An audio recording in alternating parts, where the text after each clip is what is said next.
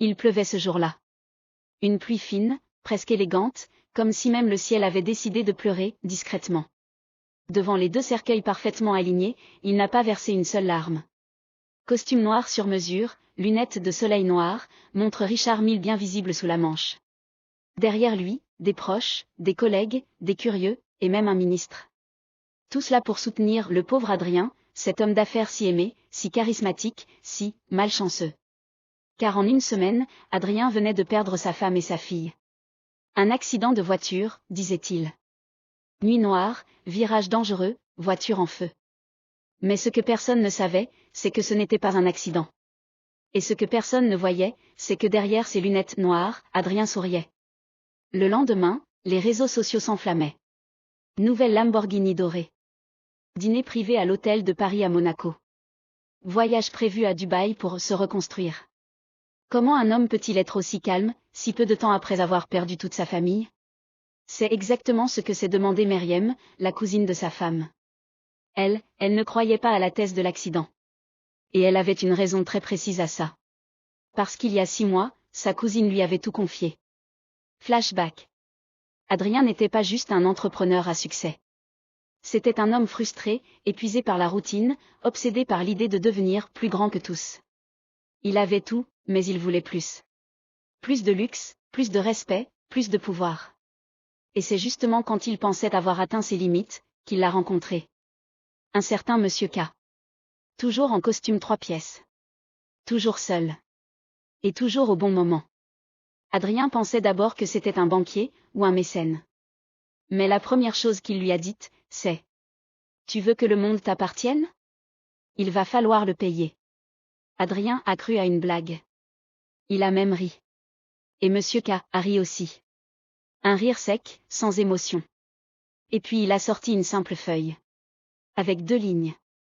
Un vœu. Une richesse infinie. En échange, 2 vies proches. Adrien l'a regardé. C'est quoi ça? Un film Netflix? Et Monsieur K lui a répondu calmement. Ta femme. Ta fille. Ou continue ta vie banale. À toi de voir. Adrien n'a rien signé ce jour-là. Mais cette nuit-là, il n'a pas dormi. Et le lendemain matin, il avait pris sa décision. Adrien avait pris sa décision. Et depuis ce jour-là, tout s'est passé exactement comme Monsieur K l'avait dit. Sa société, moribonde, est devenue en 3 mois le groupe technologique le plus coté de la région. Les banques? Elles l'appelaient pour lui proposer des millions. Les médias? Ils l'ont surnommé le Phénix de Monaco. Et le luxe? Ah, le luxe, il s'est noyé dedans. Bentley sur mesure, montre à 700 000 €, villa suspendue avec vue sur la Méditerranée. Les femmes? Il en changeait plus souvent que de chemise. Les gens? Ils l'applaudissaient. Mais lui, il n'applaudissait jamais. Parce que dans son esprit, un détail revenait. Tout le temps. La dernière phrase de Monsieur K. Une richesse infinie, mais à jamais seule.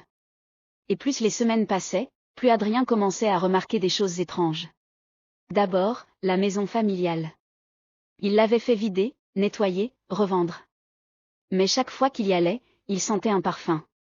Un parfum léger, sucré, presque enfantin. Le même que portait sa fille.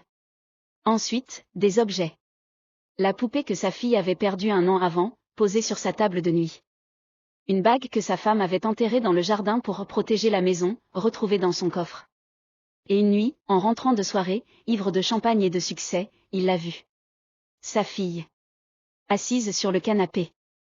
Comme si elle l'attendait. Adrien a crié, a lancé la télécommande, a allumé toutes les lumières. Mais il n'y avait personne. Juste un coussin enfoncé, et une peluche posée droite. Le lendemain, il a engagé un médium. Oui. Un vrai. À 9 000 € la séance. Et ce médium lui a dit une seule phrase, après avoir marché 3 minutes dans sa villa. Il y a 2 âmes ici. Mais aucune n'est en paix. Et l'une d'elles est en colère. Adrien a ri. Encore. Mais cette fois, ça sonnait faux. Parce qu'au fond de lui, il le savait. Il n'avait pas juste vendu de vie. Il avait ouvert une porte. Et le problème avec certaines portes, c'est qu'elles ne se referment jamais. Au début, Adrien pensait que c'était la fatigue. qu'on n'enterre pas une famille entière sans effet secondaire. Qu'il avait peut-être trop bu, trop sniffé, trop voyagé. Mais il n'était pas fou. Il y avait des choses qui n'avaient aucun sens. Exemple ?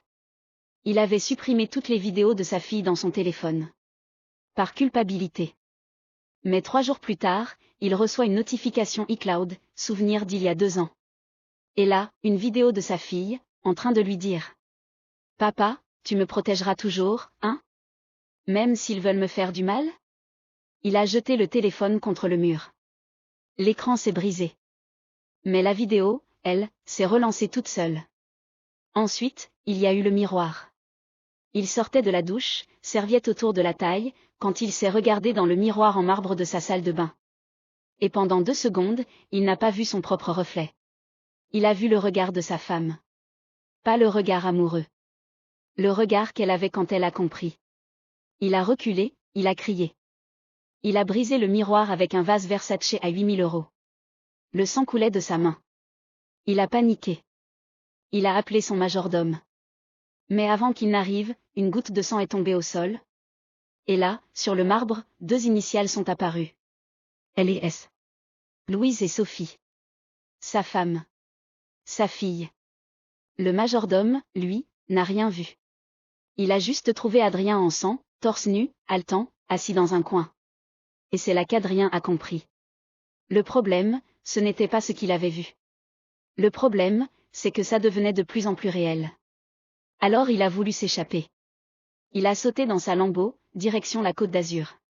Il a pris une chambre dans un palace isolé. Spa, vin, femme. Il pensait fuir. Mais à 3 heures du matin, dans un silence total, quelqu'un a toqué à sa porte. 3 petits coups secs. Il n'a pas répondu.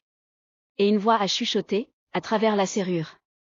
Tu m'as promis que tu resterais, toujours avec nous. Adrien a bondi. Il a ouvert. Personne.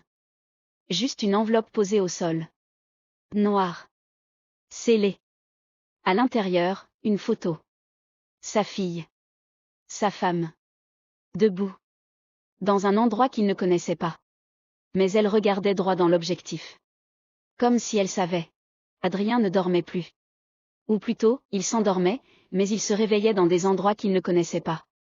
Une fois, il s'est retrouvé à genoux devant la tombe de sa fille, en pleine nuit, sans se souvenir de comment il était arrivé là.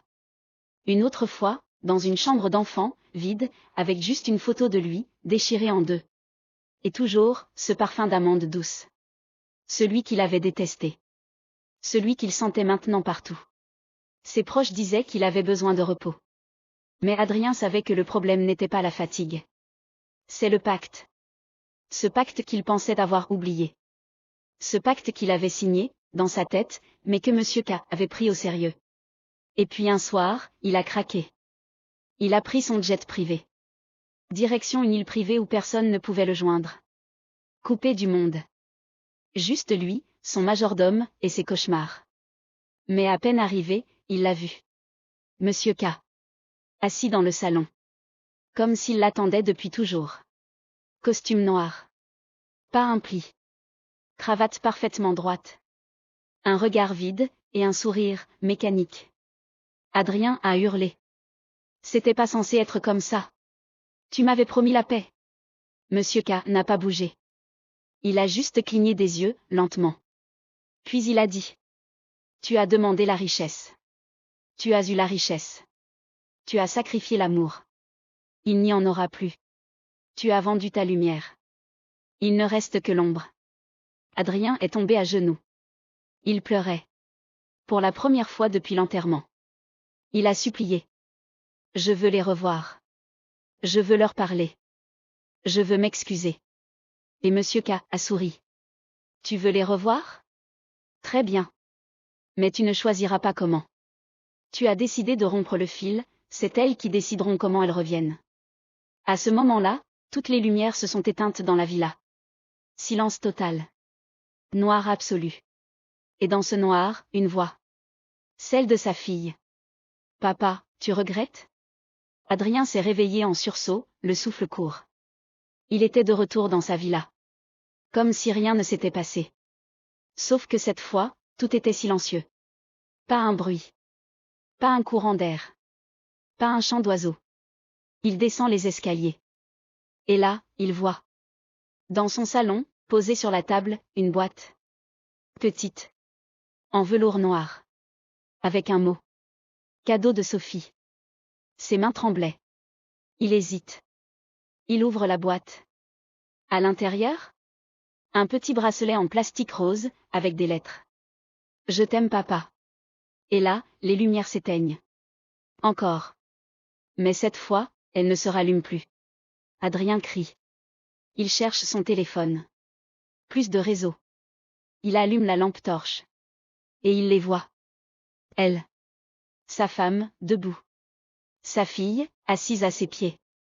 Le regard fixe. Blanc. Vide. Elle ne bouge pas. Elle ne parle pas. Mais il les sent. Il sent la douleur. Il sent la trahison. Adrien tombe à genoux. Il hurle. Il supplie. Je suis désolé. Je voulais juste réussir.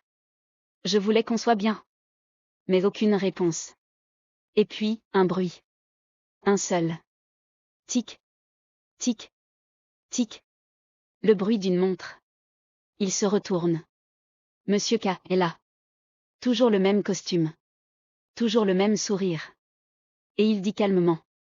Tu voulais leur parler. Tu leur as parlé. Maintenant, tu vivras avec elle. Pour l'éternité. Adrien recule. Il panique. Il hurle. Et soudain, le sol se fissure. Comme si la villa s'ouvrait, vers quelque chose d'invisible. Et Adrien tombe. Il chute. Il crie. Il disparaît.